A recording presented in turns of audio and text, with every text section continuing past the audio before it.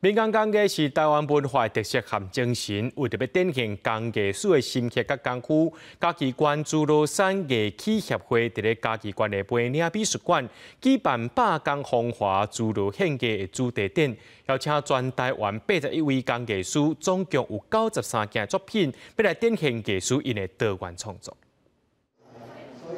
民众详细看眼前的工艺作品。嘉义县埔子的梅岭美术馆举办工艺特展当中，邀请81位工艺师，加强展览93件作品，要为9月28开始展览到10月7日。生活工艺然后我们的这个信仰工艺，还有美术工艺。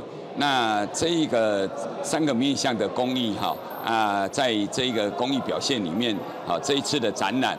我们都能在这一次的展览都能看到。就其实我对传统工艺还蛮有兴趣的，就看到蛮多像这种比较创新类的东西，觉得很有特色。